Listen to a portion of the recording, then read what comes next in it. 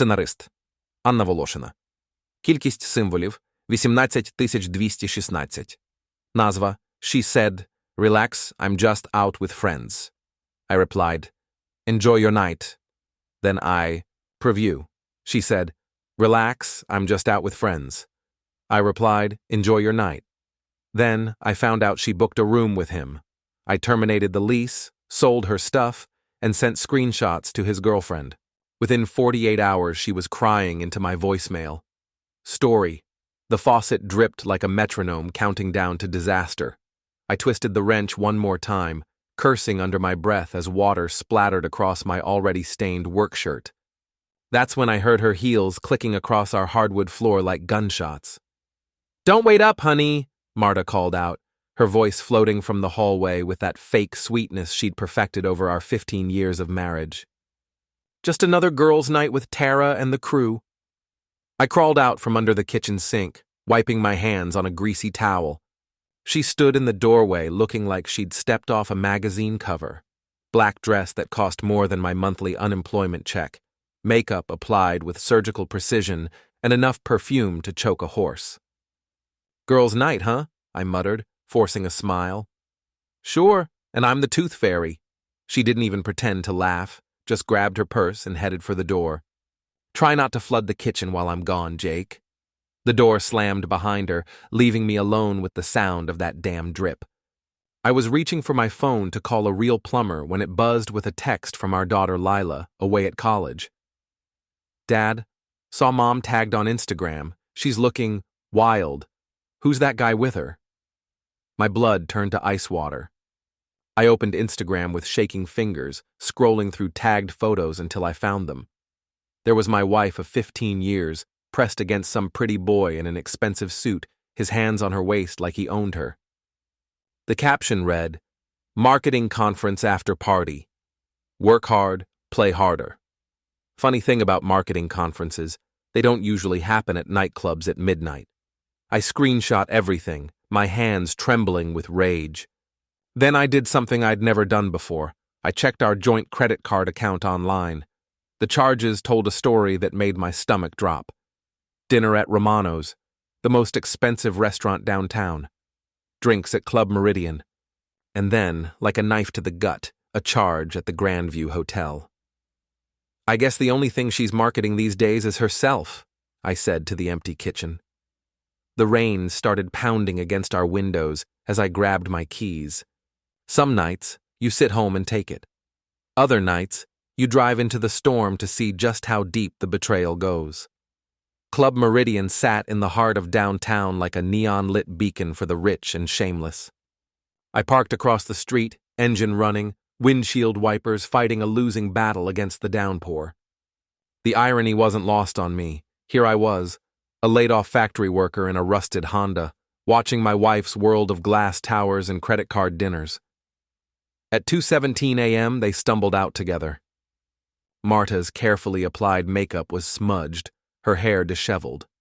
Pretty boy, Derek, according to his Instagram profile, had his arm around her waist, guiding her toward a silver Audi that probably cost more than I'd made in 2 years. I followed them through empty streets, my heart hammering against my ribs. They pulled into the Grandview Hotel parking lot, and I watched from behind a delivery truck as they practically fell out of his car, all hands and desperate kisses. Before they disappeared into the hotel, I slipped a folded piece of paper under Derek's windshield wiper. Just a simple message. "Smile for the camera, Romeo." The next morning, Marta came home at 6 a.m., makeup gone, dress wrinkled, looking like she'd been through a blender. She found me at the kitchen table, coffee growing cold, staring at printed screenshots. "How was girls' night?" I asked without looking up. "Fine." Her voice was ice. "What are you doing up so early?" "Couldn't sleep." "Funny thing, Lila texted me about some Instagram photos. Want to see?" I slid the printed photos across the table. Her face went white, then red, then white again. "Jake, I can explain." "Can you?" "Because I'm pretty curious how you explain a hotel charge on our joint card, unless Tara's really changed since I last saw her." She slammed her hand on the table. You're spying on me now? I'm trying to figure out when my wife became a stranger. That's when she played the card I should have seen coming. I want to divorce Jake. I've already talked to a lawyer. The words hit me like a physical blow, but I kept my voice steady. Interesting. When did you have time to talk to a lawyer between marketing conferences and girls' nights? She stormed upstairs, and I heard our bedroom door slam. That's when I made the first move in what would become the most satisfying game of chess I'd ever played. I called our credit card company and reported my wallet stolen, all cards canceled within the hour. Then I called our bank and moved our joint savings into an account with just my name on it. Legal, since I was a joint holder. Finally, I changed the locks on our house. My old boxing coach, Frank, always said the same thing. You gonna take a hit, you better hit back twice as hard. Time to start swinging. By noon, the photos had found their way onto Facebook. Not posted by me, of course. That would be too obvious. But sometimes screenshots have a way of ending up in group chats, and group chats have a way of becoming public knowledge. My phone started buzzing with messages from friends, neighbors, even Marta's co-workers. The story was spreading like wildfire through our small community. Tara, Marta's best friend and partner in crime, called me directly.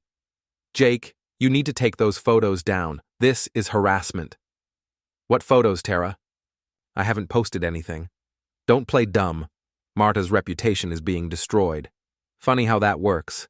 Maybe she should have thought about her reputation before she decided to destroy our marriage. You're being vindictive and cruel. I'm being honest. There's a difference. But Tara wasn't done. Within hours, she'd launched her own campaign, spreading rumors that I was an abusive drunk who'd been controlling Marta for years. The lies spread almost as fast as the photos had. That's when I decided to get creative. I drove to Derek's gym, a fancy place called Elite Fitness, where memberships cost more than most people's rent. I waited in the parking lot until he emerged, sweaty and smug, heading for his silver Audi. Derek, I called out, approaching with my hands visible and empty. We need to talk. He turned, and I got my first close look at the man who'd been sleeping with my wife. Younger than me by at least 10 years, with the kind of sculpted features that probably got him modeling gigs in college. You must be the husband, he said, not even having the decency to look ashamed. How's the cardio, Derek? You run as fast from your own wife as you do on those treadmills? His face darkened. Marta told me you were bitter. Bitter? No, Derek. I'm thorough. That's when I pulled out my keys and dragged them along the side of his precious Audi, leaving a jagged scratch from headlight to taillight. Then I smashed his passenger side mirror with my elbow. You psycho! He screamed, pulling out his phone to record me. I'm calling the police. Go ahead, I said calmly, holding up my own phone. I've been recording this whole conversation, including the part where you admitted to sleeping with my wife. How do you think your wife will feel when she sees this video? His face went pale. You wouldn't. Try me. I walked away, leaving him standing next to his damaged car, probably wondering how much his insurance deductible was going to cost him. That evening, Marta came home to find the locks changed. She pounded on the door, screaming about lawyers and restraining orders, but I'd done my homework. The house was in both our names, which meant I had every right to change the locks for security purposes. Open this door, Jake. Can't do that, Marta. House rules, no cheaters allowed inside. This is my house, too. Was, past tense. You made your choice when you chose Derek's hotel room over our bedroom. She eventually left, probably to Derek's place. I watched from the window as she loaded her car with whatever belongings she could grab from the garage. The next morning brought the consequences I'd been hoping for. Derek's wife had found the video, not from me, but from a mutual friend who'd seen it circulating online. She'd thrown him out, and word was she was taking him for everything he was worth in the divorce. Marta got fired from her marketing job when the photos reached her boss. Apparently, having an affair with a client, because that's what Derek turned out to be, violated her company's ethics policy. And Tara? Well, Tara learned that when you try to destroy someone's reputation, you better make sure your own closet is clean. It took me exactly one phone call to her husband to let him know about her own affair with a married executive from her company. The dominoes were falling exactly as I'd planned. 3 weeks later, Marta and Derek had moved in together in his downtown penthouse. It should have been their happily ever after, except for one small problem. I wasn't done with them yet. Derek's building was one of those smart home complexes where everything was controlled by apps and wireless signals. Amazing how vulnerable those systems can be when you know the right people. My buddy Tony from the factory had moved on to IT work after the layoffs, and he owed me a favor. "You sure about this, Jake?" he asked as we sat in his car outside Derek's building. "This is pretty hardcore revenge stuff. They destroyed my family, Tony. 15 years of marriage, gone. My daughter won't even talk to me because she's embarrassed by the whole mess. I think a little inconvenience is the least they deserve." Tony's fingers flew over his laptop keyboard. "Okay, I'm in their system. What do you want me to do?" "Everything. Alarms, sprinklers, locks, temperature control. Make their love nest feel like a nightmare." At 3 a.m., every alarm in Derek's penthouse started screaming. Fire alarms, security alarms, carbon monoxide detectors, the whole symphony of modern paranoia. The fire department showed up, then the police, then building security. While they were dealing with that chaos, the sprinkler system activated, flooding their bedroom with hundreds of gallons of water. By the time the building maintenance crew shut it down, Derek's expensive furniture was ruined, and water was dripping into the apartment below. But the best part? The smart locks malfunctioned, trapping them inside while emergency responders tried to break down the door.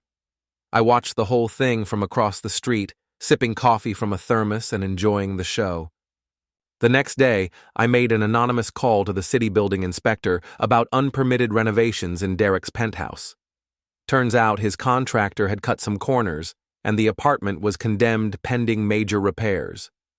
Derek and Marta were forced to move into a cheap motel while they figured out their next move. The irony was delicious. They'd gone from a luxury penthouse to the kind of place that rented rooms by the hour.